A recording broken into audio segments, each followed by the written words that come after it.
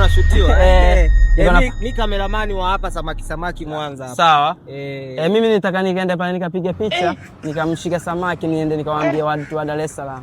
Sawa. Sawa pale. Unaona ukipigia picha hapa mwanzoni? Naam. Hapa 2000. 2000 hapa? Ukisogeze nyasi za katikati pale? Naam. 6000. 6000. Ukisogea pale kwenye yale mawe karibu na samaki. 10,000. Ukigusa yale maji 20,000. Naam. Ukiachota laki. Ni kama ya kwa Mwamposa. Anaupa. Sasa sikia, mimi nimezaliwa boni hii ya Dar es Salaam, unaona bwana. Mimi Dar es Salaam nimeenda kutafuta tu maisha, nimeboni hii ya Mwanza. Mimi kwa hiyo mimi hapa napigaga bure. Kwa sababu gani?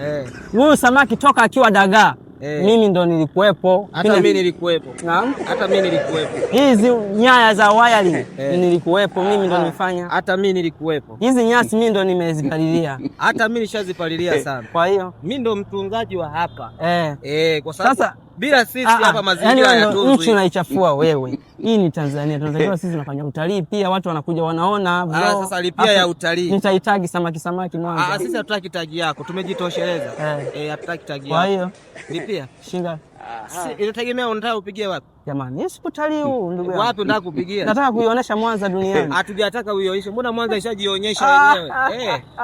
Wewe nishaijua. Nini? You are not a Gen Z. But Gen Z. You go away from here. Changia. Sawa. Bora nyanya.